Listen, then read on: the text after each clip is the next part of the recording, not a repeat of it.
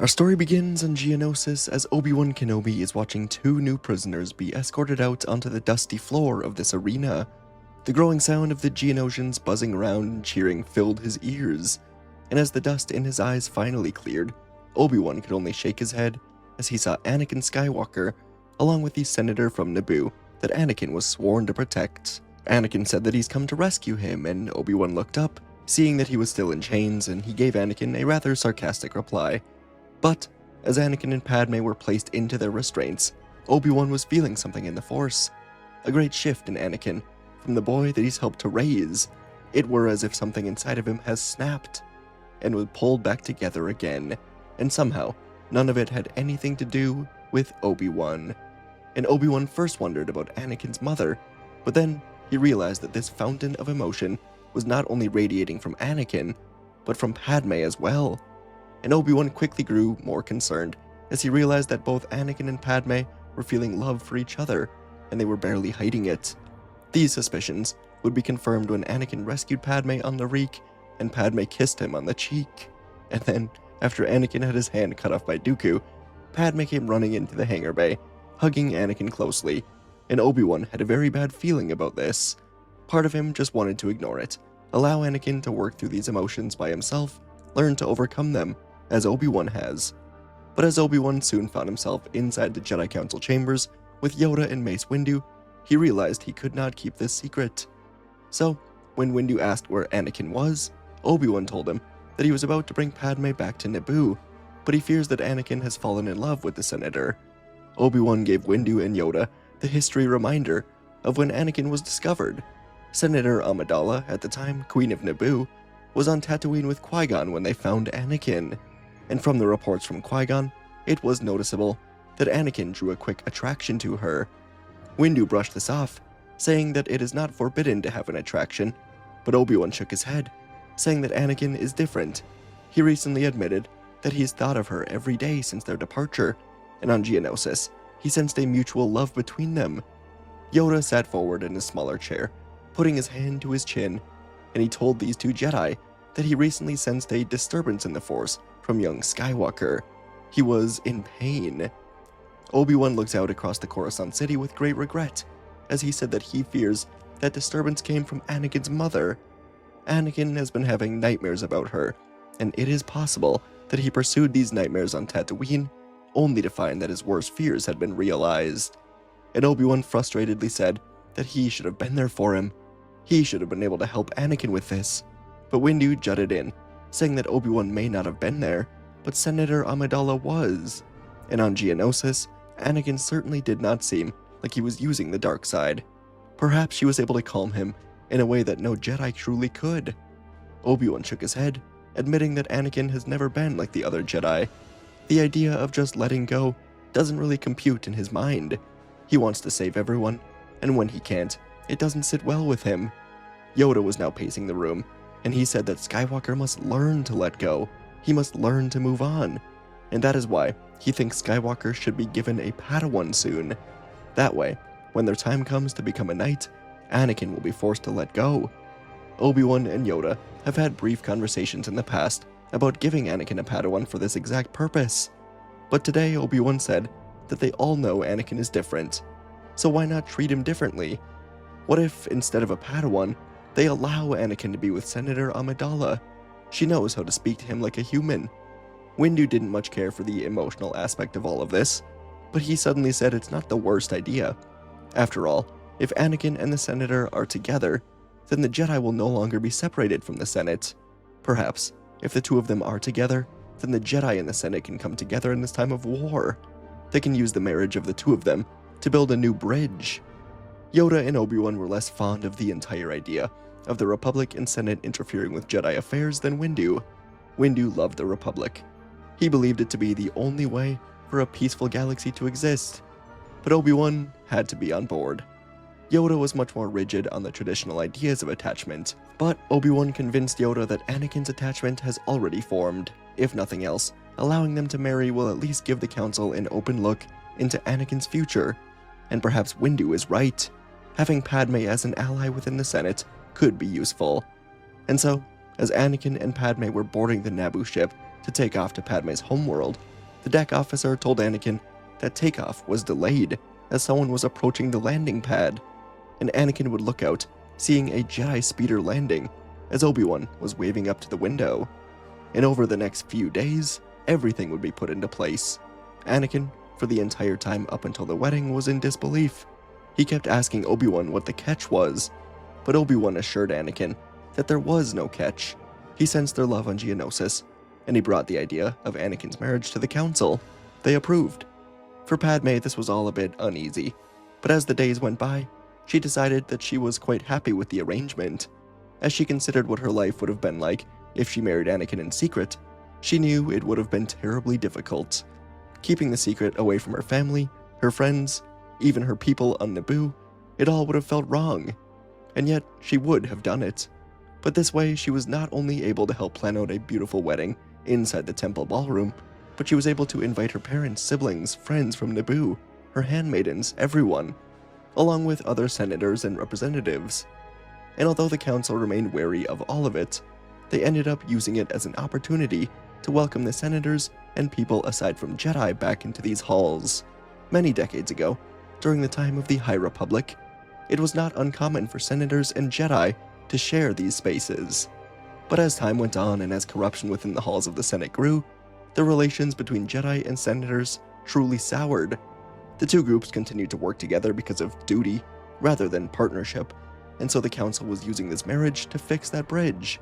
And when Plo Koon heard of the marriage, he essentially gave the council an ultimatum. They should either detach from the Senate and the Republic entirely to focus solely on the Force without political distractions, or else should clarify the relationship with the Senate and embrace it. And with war on the doorstep, they decided to embrace the Senate.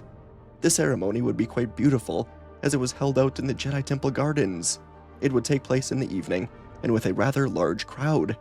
And as the Coruscant sun was setting, it was done.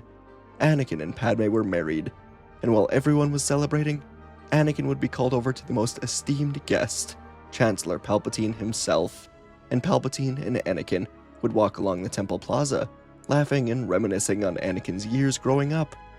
Palpatine would tell Anakin how proud he was of him, and how shocked he was that the Jedi allowed this, and he told Anakin he truly wonders what the Jedi's plan is regarding this marriage. Anakin didn't really understand, so Palpatine asked for forgiveness, but the council has not exactly been the best to him until this moment. Anakin wasn't really willing to engage with this right now at least, so Palpatine turned a corner with him, gleefully showing Anakin the man named Rush Clovis. Palpatine made sure to mention that Clovis and Padme once shared romantic feelings during their early days in politics. Anakin asked if Clovis was seeing anyone, and Palpatine said certainly not. Clovis had a harder time moving on than Padme did. Palpatine would part ways with Anakin, leaving the boy staring at Clovis with disdain.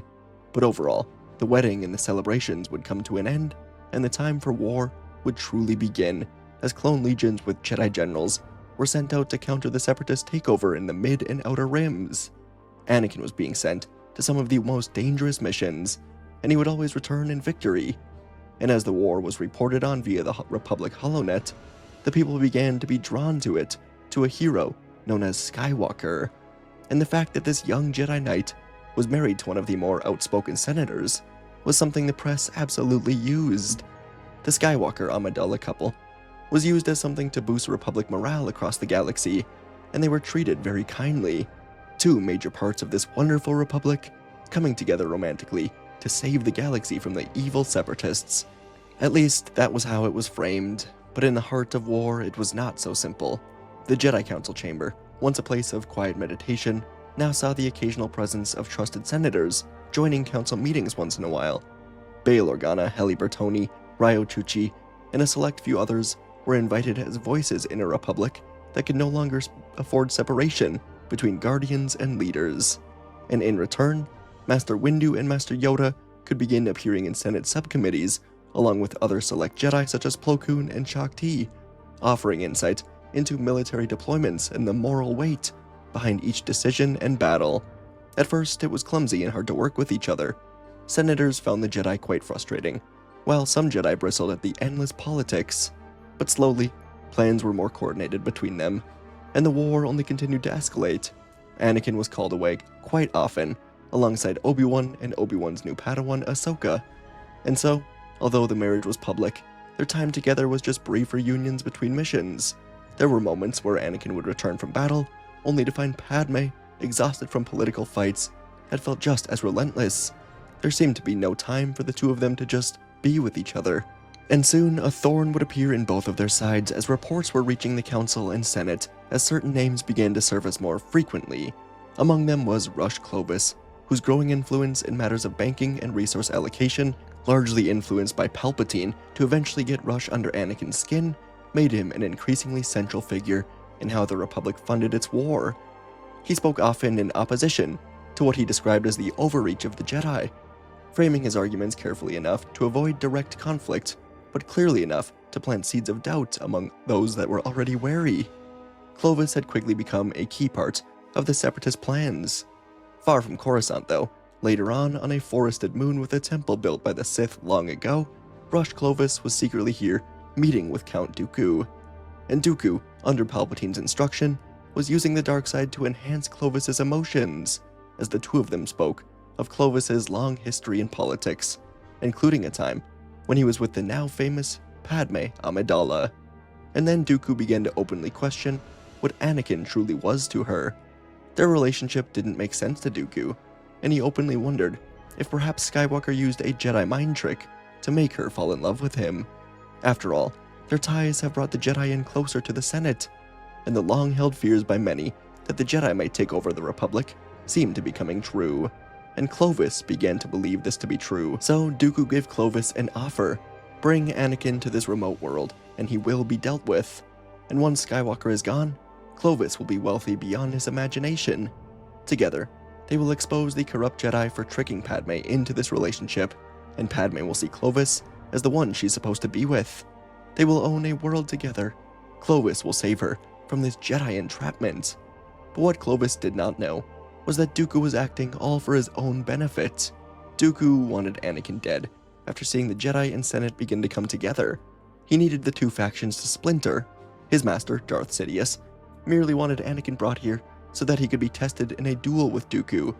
But Dooku wanted to eliminate him for good, seeing Anakin as competition for the future of the Sith. And so, Clovis would travel to Coruscant and request a meeting with Anakin. He would be friendly to Anakin, and he would be able to relate to Anakin's struggles to maintain this relationship in tough times. Clovis told Anakin that he was now seeing someone new, and he got over Padme long ago. And soon he would invite Anakin to come with him and explore an old moon that Padme used to love. He wants to show it to Anakin, so he can eventually bring Padme here for a getaway. Anakin had a free night for once, and Padme was off on Ryloth for some typical meetings, so Anakin would go with him. He wanted nothing more than to make her happy, and so Clovis would bring Anakin to the forest moon of Yavin, and upon landing, they came upon a great temple. Clovis would walk inside of it, and as Anakin followed, he quickly realized that Clovis was disappearing. He couldn't see him anywhere.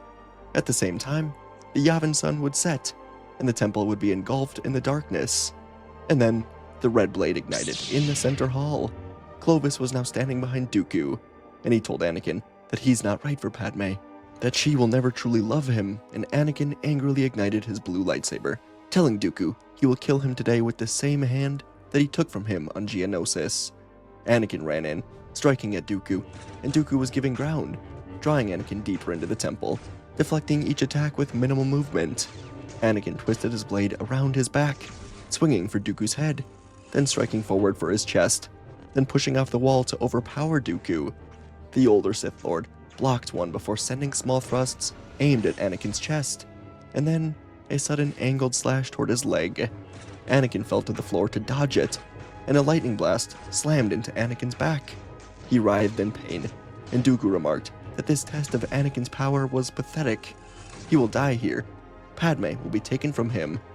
Anakin screamed out, blasting the lightning back at Dooku, and it scorched Dooku's hand, burning 3 of his fingers to ash.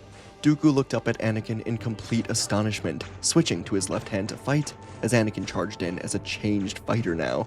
He was driving forward with a relentless sequence, his strikes more aggressive, less disciplined, but much stronger.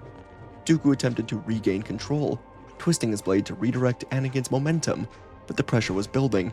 Dooku began scrambling up the stairs towards the roof, trying to get to an open area, and Anakin followed each step, slicing for Dooku's ankles. Dooku crushed the ceiling behind him, and he finally emerged out onto the roof. Rain was pouring down as Anakin pushed through the stone, moving up the steps, slamming his saber down in a heavy overhead strike that cracked against Dooku's blade, forcing him to drop to a knee. Dooku responded with a sharp force push, sending Anakin sliding back across the roof. Anakin looked up with fury in his eyes. The rain was becoming steam as it hit his lightsaber, and he saw a quick vision of Clovis standing beside Padme on a temple built from his and the Sith's lies. Anakin leapt forward, bringing his saber down in a two-handed strike that Dooku barely managed to deflect, the impact sending a shock through his arm. Anakin slammed his blade down again, but this time Dooku twisted around, slicing right into Anakin's lightsaber hilt, and Anakin's blue blade was sent over the roof to the trees below. Dooku had him now. The Sith Lord stabbed forward, but Anakin used the Force to hold the blade back just inches from his heart, and with his mechanical hand, he punched Dooku square in the face. Dooku stumbled backwards, blood pouring from his nose, and Anakin ripped the red blade from his hands. Dooku attempted to fire lightning from his remaining hand, but Anakin sliced it off, then punched him again with the metal arm, then again and again. He couldn't stop himself. He didn't want to. But as he lifted his arm once more, Clovis ran in from behind, grabbing Anakin's arm, trying to stop him. Anakin shook him off, kicking Clovis to the edge of the roof, and then he lifted the red blade, plunging it down through Dooku's heart, cracking the roof of the temple with the impact. Clovis took off running, sprinting down the stairs, clumsily crashing through doorways, sprinting towards the ship to try and leave Anakin here. But right as Clovis reached the final doorway, the archway was pulled down, throwing him backwards. Anakin stood above him, glowing in the blood-red color of his blade as he lifted it for the kill. Clovis scrambled into the corner, saying he will talk. He'll tell the Senate and the Council everything that Dooku told him. It wasn't enough for Anakin. He reached out his hand, slowly choking the life from Clovis. But Clovis barely got more words out, saying that he knows of banking records that could tie not just many senators to Dooku, but also the Chancellor himself. The entire war is a sham, funded and created by the same people. Anakin allowed himself to finally let go of Clovis, then breathe out, letting the darkness go as he handcuffed Clovis and threw him hard into the ship. And as the ship returned to Coruscant, Anakin brought Clovis straight to the Council. Shaken and desperate, he would tell them everything about his meeting with Dooku, his partnership with Palpatine, the promises of power, the truth behind the war, the banking clan, the Federation, funding both sides, using the conflict to grow richer while the galaxy bleeds. The Council and the Senate suspected this to be the case, but they took it to the Senate. And soon financial records were presented, showing that the war was being manipulated. Padme was the one that stepped forward as a key leading voice, saying that if they want peace, they must expose this corruption within the war itself. Her message spread fast. Protests began. Systems wanted accountability. The Jedi and the Senate worked as one to clean up the Republic itself. But as the connections were traced higher, it became clear that the Chancellor was tied with all of this funding. And in the days that followed, the Council and trusted senators formed a joint committee, bringing figures like Padme, Bail, and masters like Plo, Kenobi, Shakti, Yoda, and Windu. Their goal was to return control of the Republic to the people, and unlike before, everything would be public. Through the HoloNet, citizens across the galaxy watched as evidence was laid out, with corporations funding both sides of the war, and senators influenced by money. Systems were demanding accountability. Leaders were forced to either stand with the movement or step aside. And then the war shifted in a way no one expected. Without Dooku, members of the Separatist Senate reached out, and the conflict stopped being about Republic versus Separatist. It was a joint effort to dismantle the system behind the war itself. The committee expanded carefully, bringing in voices from both sides to shape a new structure. And at the center of it all was the growing case against Palpatine, with the web of connections tying him to the same forces as Dooku. And in a shocking moment, the Jedi and the Senators led a joint movement to impeach Palpatine for his ties to Dooku and the Separatists. The decision to impeach him was successful, and when Palpatine refused to cede his power, a small group moved through the Senate district towards the Chancellor's office. At the front was Windu and Yoda, Obi-Wan Kenobi, Skywalker, Plo Koon, and Shaak Ti. Behind them, Padme and Bail Organa, with a unit of clones. This was never meant to be a fight. They didn't even know he was a Sith Lord. It was meant to peacefully remove him. Windu stepped forward, ordering him to stand down and face the people. For a moment, everything seemed possible. But then, Palpatine's red blade ignited through Windu's chest, and the Jedi Master fell dead as Sidious spun in at the others. Immediately, he killed Shaak Ti. Plo Koon was moving the senators out, sealing the doors behind them as the duel began. Sidious emerged, pushing Anakin and Obi-Wan apart, while Yoda drove in with unreal speed, blasting through a burst of Force lightning, catching it, forcing Sidious back, giving Plo the opening to press forward. The group of Jedi closed in until Palpatine was on the defensive. Yoda would hold his saber back, Plo pushed through it, and Anakin drove forward with Kenobi. Their blades would break through together, striking from both sides, and the Dark Lord fell dead. And with the exposing of the Sith and the defeat of Palpatine, the galaxy found out how to steady itself without the corruption of the corporations and the Sith pulling the strings. The Republic was rebuilding itself alongside the Jedi. Transparency became the new standard.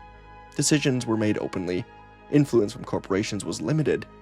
It wasn't perfect, but it was an attempt to be better, as the Republic felt like it belonged to the people again. At the center of it was new Chancellor Padme Amidala, leading with clarity, purpose, and beside her was her husband Anakin. For Anakin, this peace was unfamiliar. Without the pull of war, he had to learn what it meant to simply live in these new times. Their marriage became something truly happy and more real, built through time, patience, and an understanding of the war that they helped to end and expose. Anakin's darkness always lingered, but he felt free to talk about it with both the Jedi Council and his wife, as it helped him to sort it all out. The Jedi Order chose to continue to evolve after the war, as they saw how successful letting the new Chancellor into their ranks turned out. When the time came to fill the seat left by Windu and Shaak Ti, Anakin was chosen to be one of the Jedi, to be a bridge between the Jedi and the Republic, a voice that could carry both the will of the Force and the needs of the people. And as Anakin took his place among the Council, there was a quiet sense of balance that hadn't existed before. The war was over, the Sith were gone, and Anakin found balance not only in the Force, but the way he could openly balance his duty to the galaxy as the Chosen One and to Padme, and soon, the father of their children. And folks, that is our story for today. Heavy on the politics, not exactly something I do a lot, but something that from time to time I try to do. And when I came up with this story idea, I wasn't sure which path I wanted to go down, but ultimately I thought the path of kind of using this as an opportunity to bring the Jedi and the Senate together, I thought was a fun one to go down. So because usually it's just, I don't know, they come together at the end of the story maybe, but they don't directly work together. So yeah, really wanted to just kind of go down that path, and of course involve the Rush Clovis, famous from the Clone Wars, the enemy sort of in this one, and just kind of a pathetic guy that gets caught up in the Sith trap, Sith plan, and Dooku, tough way to go out. Sorry, man. Obviously I took inspiration from the 03 Clone Wars, where Anakin actually fights Ventress on the Yavin temple. You guys say Yavin or Yavin? Let me know. Anyways, thanks for watching. Appreciate you, and I'll see you in the next video.